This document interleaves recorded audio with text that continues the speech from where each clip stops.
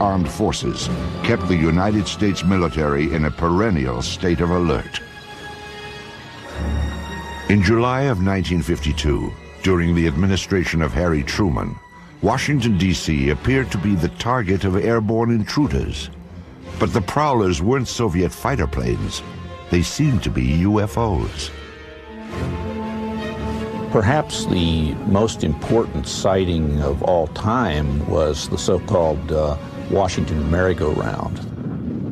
On 2 weekends in 1952, July 19 and 20, and July 26 and 27, UFOs were tracked by radar and seen by numerous individuals over Washington, D.C. and its environs.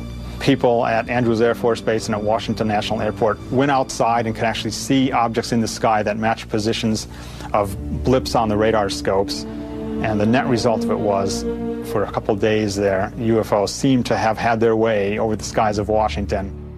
On the third day of the sightings, as operators tracked the mysterious signals, curiosity suddenly turned to panic. The objects were heading toward the prohibited airspace over the Capitol and the White House itself. The Pentagon ordered jets from an airbase in Delaware to intercept the intruders.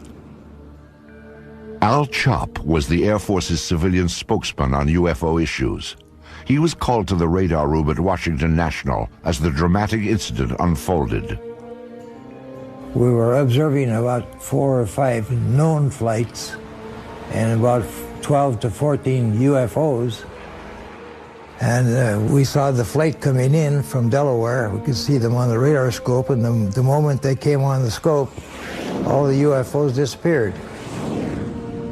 The fighter planes patrolled the empty skies for some 20 minutes, but there was nothing to intercept. However, when the jets returned to base, the UFOs promptly reappeared on radar. And then when they came back, after the interceptors left, the fact that they immediately came back on the scope, I was very apprehensive. Again, jets were sent aloft. One pilot reported seeing the UFOs, which he described as blue and white lights. Then he reported that they were closing in.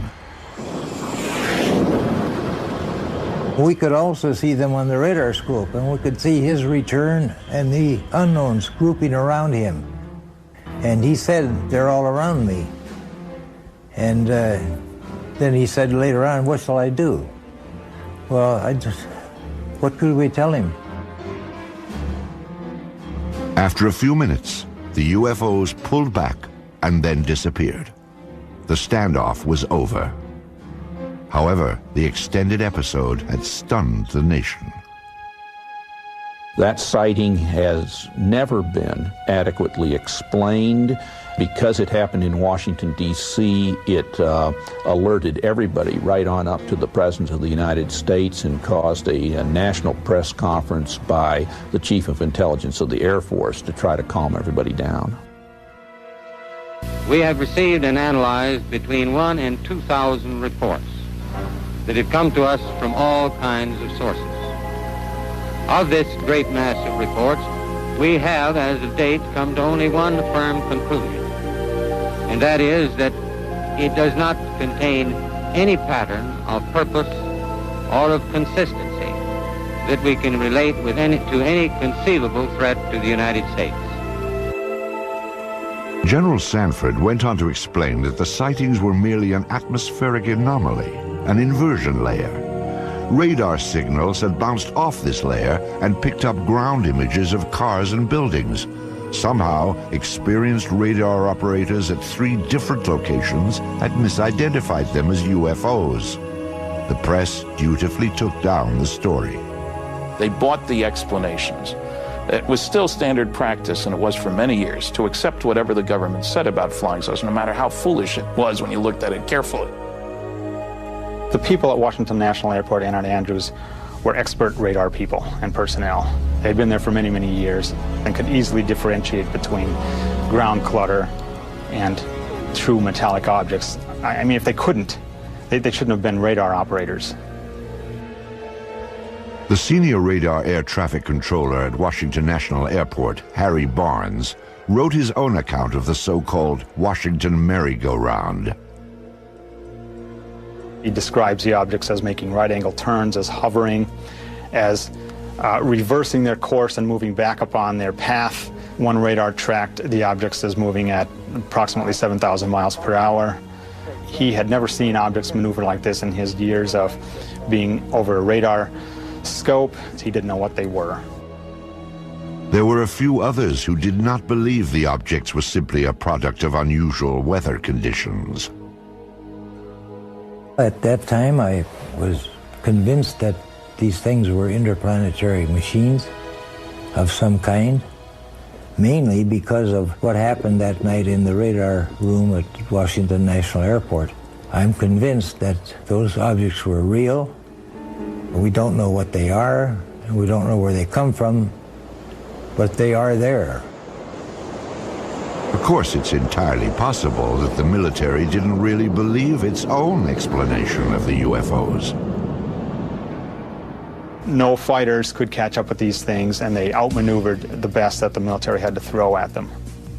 Obviously, the people who were in charge of Air Force projects and Air Force intelligence at this time were not idiots. They were very, very smart people, as they are today. And I think they probably thought, once they appeared on Washington, oh my God, this is the holiest of holies. Now they're hovering around the White House and the Capitol. What can we do? Well, the answer turned out to be that they could do absolutely nothing. But it probably had to provoke a whole lot of consternation in the official quarters. But I can't believe that they wouldn't have been interested in, at some level, trying to find out what is going on. It's a national defense concern. There was a technical report that said it's the most classified subject in the United States, even more so than the H-bomb. That's going pretty far. That's taking it very seriously. In the decades after the Washington National incident, aerial sightings were reported more frequently and all across the country. Some episodes were even recorded on tape.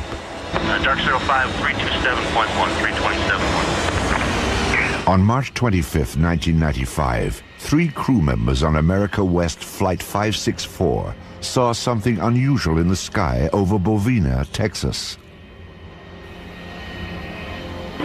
Cactus 564, go ahead. Yeah, off to our 3 o'clock. Get some strokes out there. Could you tell us what it is? Right now, I don't know what it is right now. It was 10:25 p.m. and the plane was cruising at 39,000 feet. The crew kept their eyes on a large object with flashing lights, visible below them. When they turned west, the object turned too. Here is the actual conversation between the flight's first officer and air traffic control. 564, could you pay that object at all on your radar? Cactus 564, no I don't. And talking to the 3 or 4 guys around here, no one knows what that is. We've never heard about that. But nobody's painting it at all? Okay, Cactus 564, say again?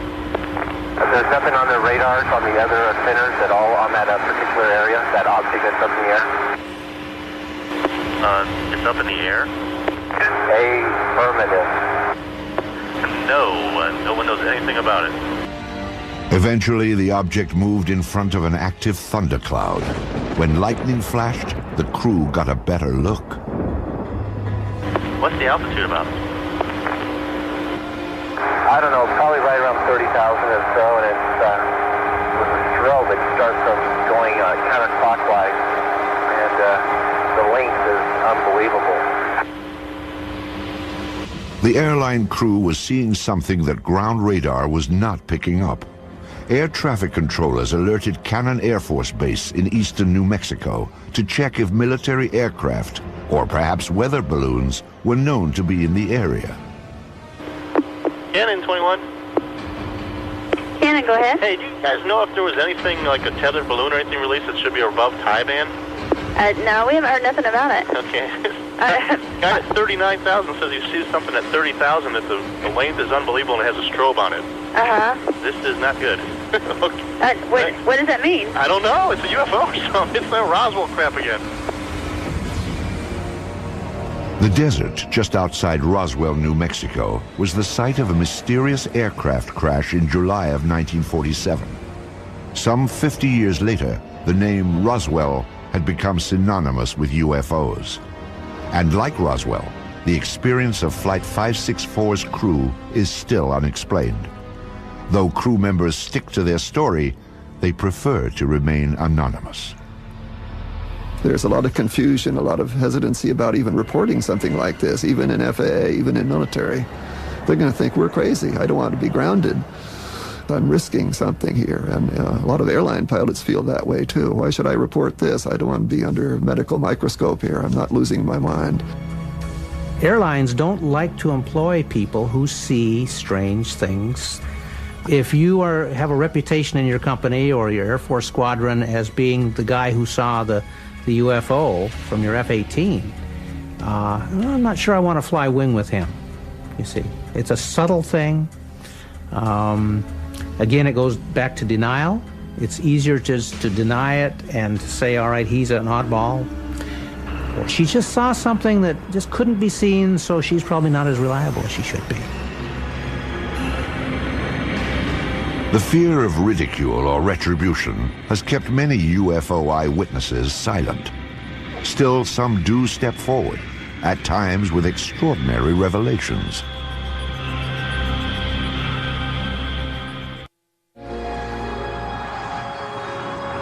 Shag Harbor is a small fishing village on the east coast of Canada. It is a peaceful place where the locals focus on the sea, not the sky. But in 1967, a dramatic UFO incident upended Shag Harbor's quiet ways. It was October 4th, 1967, when two of the townspeople en route to their homes spotted something strange above the tree line.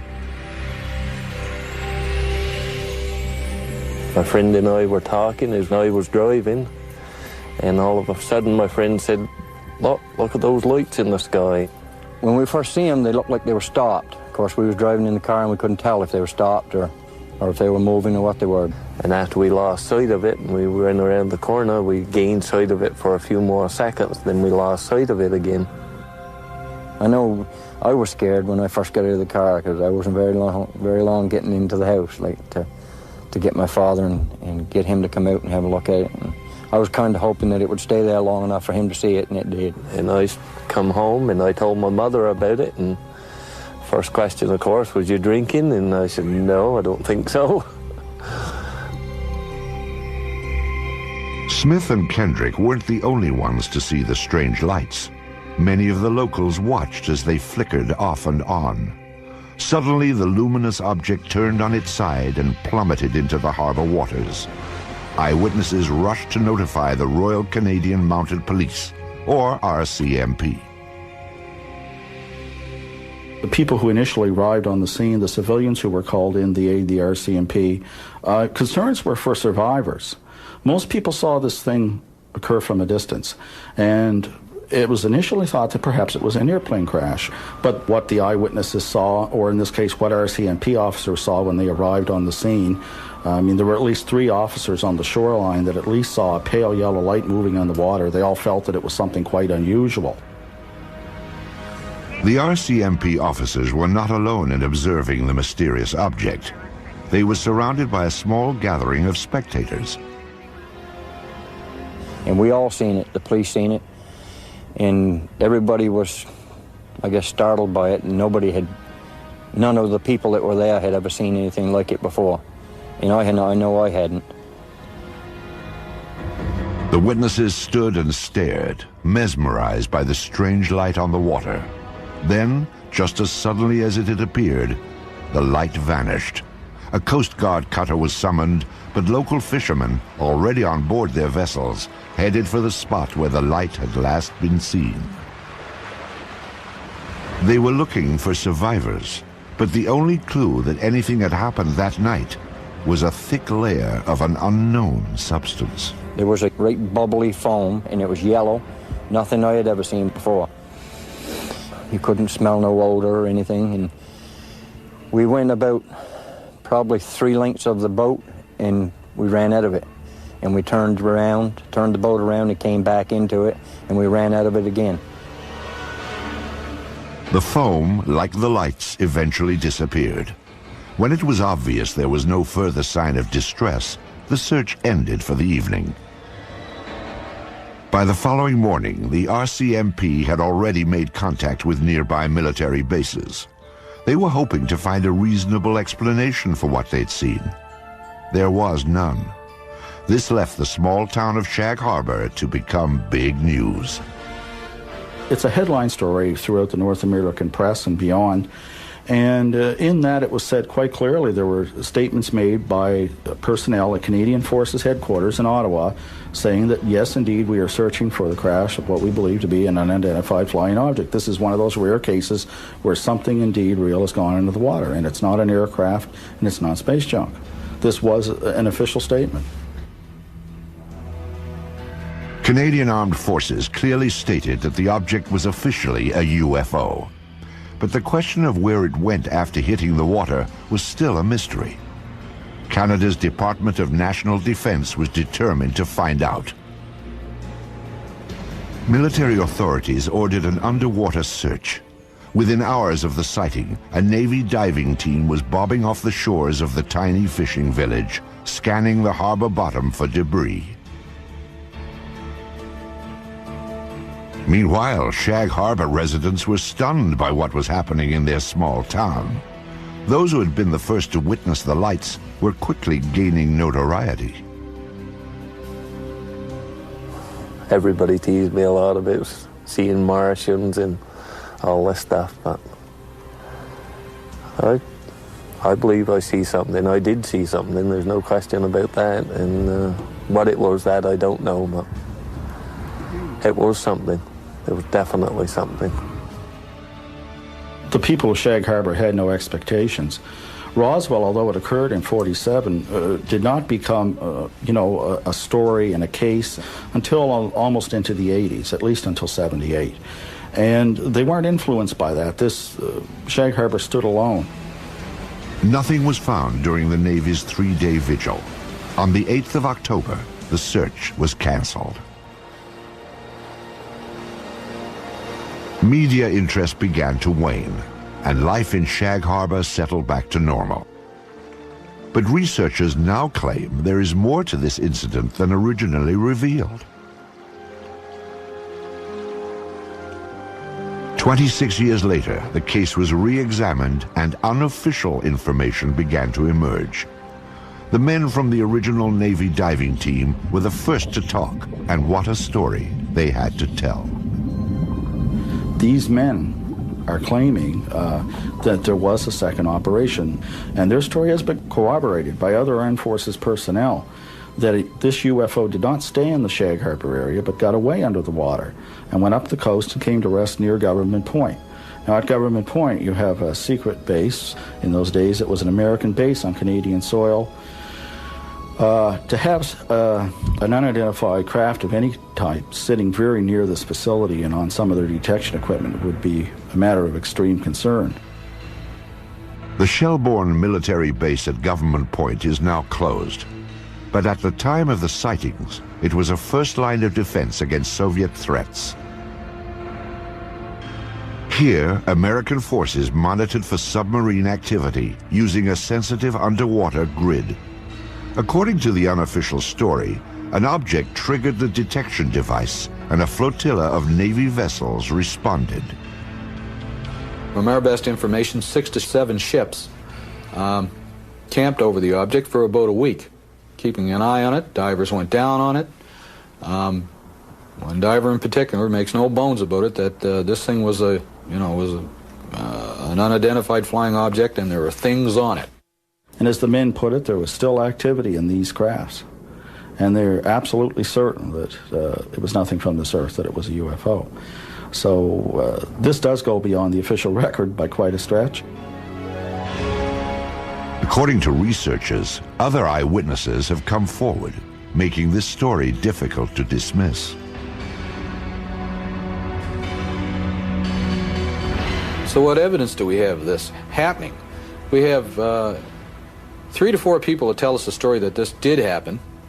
We've got the integrity of the witnesses, but that's, witnesses are, we don't have We don't have the smoking gun, that's for sure, but I think we probably have the gun, but we just don't have the bullets. The unofficial story may never have confirmation, but it most certainly is complete.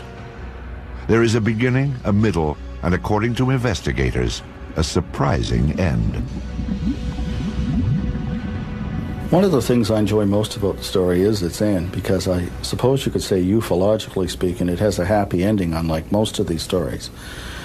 After these ships sat over this object for a week, the UFOs start moving again while still submerged under the water and move down the coast of Nova Scotia and out into the Gulf of Maine. Once in the Gulf of Maine, they surface and fly away. This was a genuine UFO event. And what does that mean? Yes, it was an unidentified flying object, but beyond that, it means that it's nothing conventional. There are certainly aspects of this that you cannot explain or explain away. There is another episode involving a top-secret base, but this time, a high-ranking officer did come forward and sound the alarm when UFOs penetrated secure military airspace. Weather balloons? Swamp gas? A flock of birds? The planet Venus? These are some of the UFO explanations proposed by the military over the years.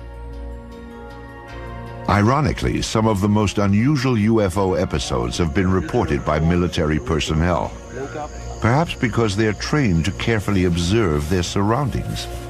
Or maybe there is something on military bases that is of interest to UFOs. Of all these troubling accounts, few compare with the experience of two of the world's most technologically advanced countries, the United States and Great Britain. This was Bentwaters Air Force Base, located 140 miles north of London. The Rendlesham Forest stands just outside the base. Bentwaters is now abandoned, but before the Soviet Union broke apart, it was a hub of top-secret activity. This was a joint base, shared by both the United States Air Force and England's Royal Air Force. It was also a place that played host to some of the strangest sightings ever reported. I think the Bentwaters case is sort of a mainline, hardcore UFO case because it involves intelligent, educated people who are used to dealing with high technology. They're guarding it and securing it on their own base. They know aviation, they know weaponry. With security police who are trained to be good observers, they have to write all kinds of reports and defend what they say. And these people were puzzled, totally baffled by what they observed. During the Cold War, Bentwaters was the largest tactical fighter wing of the free world. Perhaps its most noteworthy period came in December of 1980, when both the military and the local townspeople watched a dramatic UFO episode unfold. Some say it even rivals the Roswell incident of 1947. It was a cool, clear winter night when suddenly unfamiliar bright lights were spotted in the sky. They sort of went up and down and moved sideways. They went this way and that and moved about. And this was fascinating. So I opened the front door and walked out into my front yard and to get a better view. And my house was right at the end of the runway. So I stood there looking at them and I thought, it can't be aeroplanes because I'd landed in the forest. Suspicious activity around the top-secret Bentwaters Air Base was always closely monitored. That night, neighbors could tell that they were not the only ones to experience the unusual episode. I stood there for a few minutes to see what anything else would happen, and I could hear the commotion on the base. The wind was in that direction. I could hear people shouting, calling, and vehicles start up, and I wondered what the commotion was. 3 military patrolmen had also reported unfamiliar lights shining from within the forest. They requested and received permission to investigate beyond the base perimeter. As required, the 3 military police officers filed a report about what they'd seen. I went in to collect the police blotters, the activity from the previous day and previous night, and the desk started laughing when I walked in. And I knew something interesting happened, and he told me by name the 3 individuals and said they were out in the woods chasing UFOs all night, and laughed, as though he didn't believe it. The sighting became a hot topic on the base. Though it was a source of amusement at first, the incident was taken somewhat more seriously as the hours ticked by. There was concern in the powers to be, so to speak, on the base, not so much from the incident that occurred, but the ramifications and the distraction, I guess is the best way to put it. Because a lot of the security policemen were guarding some very, very important materials and had a very, very responsible job. In order to get the base back to normal, the military brass dispatched a team of their own police to investigate. They hoped to find a reasonable explanation for the strange lights. But what they found only heightened concerns. The next day, several of the police went out to the area and did find indentations on the ground, and they called the British PCs, the British police, who came out and wrote it off as hens nesting and rabbits burrowing. The interesting thing is there were 3 depressions which were equal distance apart, and they were all the same diameter, and the ground had been depressed the same depth. Quite interesting. But the story did not end there. 2 nights later, the object returned. An American military team responded, setting out towards the forest. This time, investigators brought a Geiger counter to check for radiation, plus cameras and a tape recorder. Here is the actual recording of Colonel Halt as he encountered the mysterious object near Bentwaters Air Base. I saw a yellow tinge in it too. Weird. It appears to be maybe moving a little bit this way. Yes, it's better than it has been. Bill, it's coming this way. It is definitely coming this way. The 2 pieces of it are shooting off. There is no doubt about it. This is weird. Suddenly the object, the red object, started dripping like molten metal, just like coming out of a crucible. It dripped for, I would say, several minutes and suddenly exploded. There was no sound, just a poof, and broke into multiple white objects, and they all disappeared. We were very puzzled at that time. We really didn't know what to think. In the forest, the military squad detected some unusually high radiation levels. However, they found no other evidence to explain the situation. Then, the team observed a stunning display of lights in the northern sky. The dazzling lights proved to be a mere prelude to the stunning object that appeared in the southern sky. Suddenly, the object to the south approached at very high speed, stopped, I would say a quarter, half mile above us, I can't really tell for sure, and sent down some type of a beam that fell right at our feet. It wasn't like an ordinary light that fans out. This came down straight like a laser beam. Illuminated the ground, a small circle, 8, 10, 12 inches in diameter, probably for about, I'd say, 10 seconds. Well, I was very concerned then. Are we getting a signal? Are we getting a warning? Or was this some type of a weapon that hadn't gotten us yet? Just as suddenly as it appeared, it clicked, disappeared. 3 hours later, the UFOs were gone, but mass confusion had taken their place. We were sure nobody would believe this, and I say we were all thinking, wow, how are we going to cover this up? You know, what are we going to tell people? We can't tell the British. We can't go back and tell our bosses. They'll think we've all been out here in the woods drinking or something, which wasn't true, but there was great concern. At the risk of ruining his reputation, Colonel Halt reported the incident to a superior officer the next day.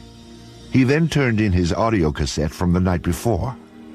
After a staff meeting, the officer asked Colonel Halt to discuss the matter with the British liaison. The liaison was out of town, so Halt wrote a memo. I wrote a memo which has become somewhat public, I guess, and kind of cleaned it up a little bit and abbreviated what happened. Later in the night, a red, sun-like light was seen through the trees. It moved about and pulsed. At one point, it appeared to throw off glowing particles, and then broke into 5 separate white objects, and they disappeared. I expected a phone call or somebody to drop around to see me real soon. Nothing happened, and nothing happened. You know, days turned into weeks, and I kept asking, well, you know, is there any interest? And finally, it just became a non-issue. Bentwater's commanders were content to let the matter drop, or so it seemed. But subsequent events would suggest that both the British and the American military regarded the incident at Bentwaters with the utmost gravity.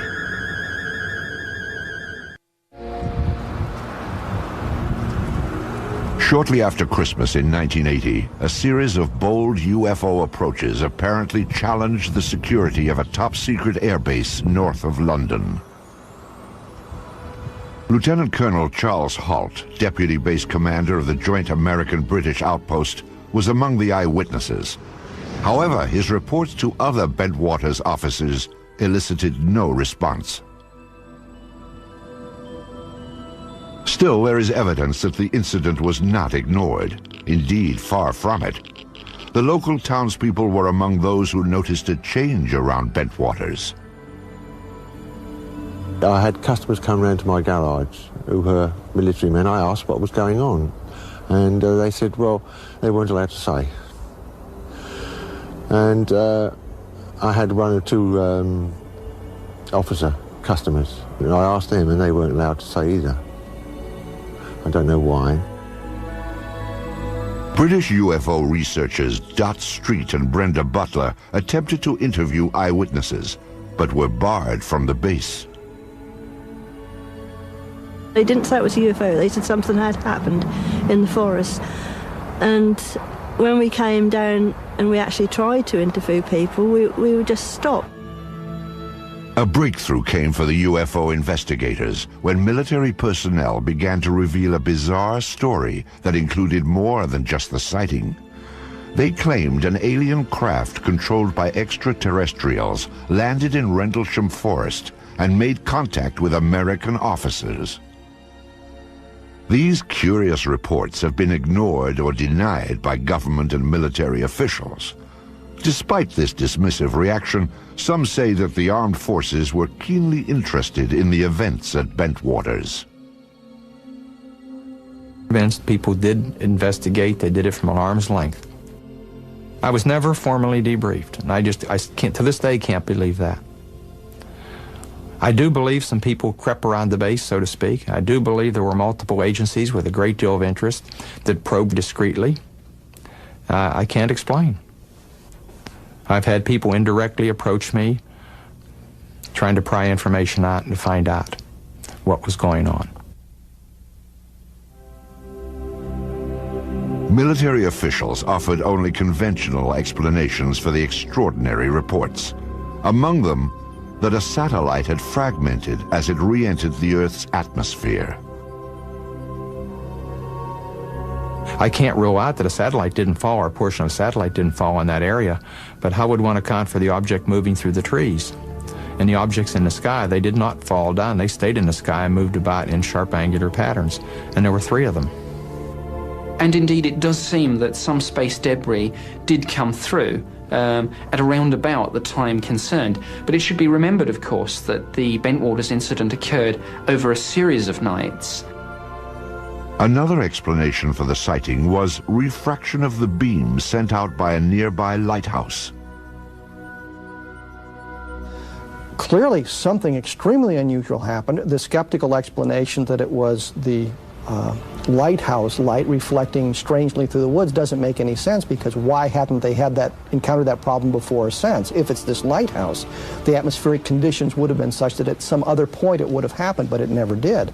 So you have something going on there that is inexplicable in the mundane. You've got very credible people who are charged with guarding a facility who cannot explain it, and if these people are incompetent, we'd better get them out of there. But none of the military personnel said to be involved were removed from the base. And publicly, it seemed both American and British officials were not anxious to pursue the matter any further. The corporate view of the British Ministry of Defence about the Bentwaters case is simply that the case was looked at the time and was not judged to be of any defence significance. Well, I've not seen that borne out by any analysis. It certainly seems to be an example of bureaucracy gone mad if you have something like this happen and people blandly say it's of no defence significance. Years later, the official position concerning the Bentwaters incident was revisited. This time it was brought before Parliament by no less than a former British Chief of Defence, Lord Hill Norton. Either the Americans, and indeed the Deputy Base Commander, were hallucinating, or they believed that something had landed there, and they had taken photographs and records of it.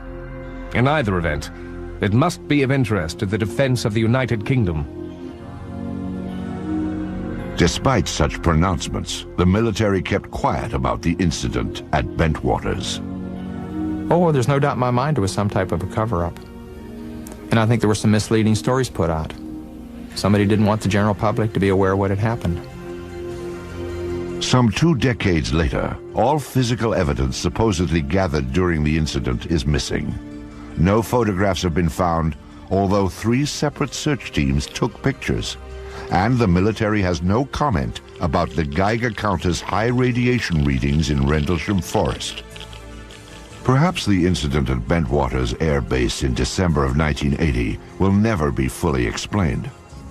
However, those who were directly involved have reached their own conclusions.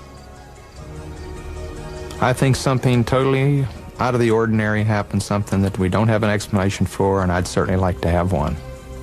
Have we been visited? Perhaps. There certainly was some type of intelligent control over what we saw. I don't think there were little green men on board or whatever, and I really can't explain it. I'm firmly convinced there was some type of intelligent control. The baffling episode at Bentwaters is but one on a long list of sightings that seem to merit an in-depth and impartial investigation. Some of the most credible of these reports point to UFO penetration of sensitive defense installations. But there is one place on Earth where military authorities are said to have actually examined alien spacecraft: the forbidden American airbase known as Area 51. The peculiar events at Roswell in July of 1947 seem to have established a pattern for government handling of the UFO issue in the United States. The more officials denied the existence of UFOs, the more it appeared they had something to hide. In the 50s, there was the belief that the U.S. Air Force had proof of some sort that these were alien spaceships and was covering it up to prevent panic. That, in fact, the government not only knows about flying saucers, but is in cahoots with the aliens, that there is a technology exchange going on. In the years immediately after Roswell, the Army Air Force designed and tested a number of saucer-like craft, but none appeared to be of alien origin, nor were they especially flight-worthy. However, in recent decades, suspicion that the government was test-flying captured alien spacecraft has begun to surface again.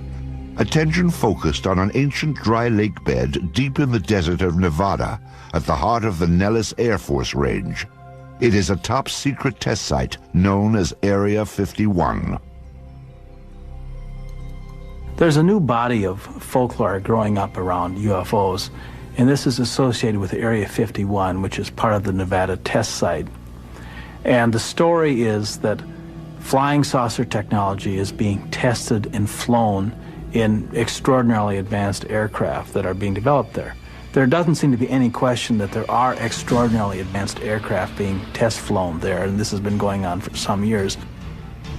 Area 51 was the development site used for the F-117 stealth fighter. U.S.-operated MiGs have flown from that area. These are extraordinary vehicles, and if you had seen say, an F-117 in flight before it had been publicized, you would not have known what to make of it. It would have been a UFO in a very real sense, an unidentified flying object. The stealth fighter is truly an incredible aircraft which few could even dream of in the 1970s. To observers near Area 51 at that time, it would have appeared surprisingly alien and worthy itself of a flying saucer report.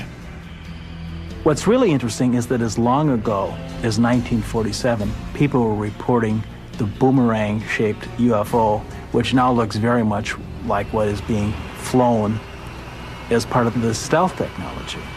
It is interesting that certain kinds of aircraft that undeniably exist look very much like what people reported as UFOs for many years. Some believe that the source of such technology is alien. If it is, then many trace the source back to Roswell in 1947 and the government's supposed cover-up of the spacecraft that crashed there. The sensational UFO stories associated with Area 51 have made this remote site a mecca for the curious. Visitors to this spot are monitored from the restricted airspace above and by ground vibration sensors that detect their unwelcome approach.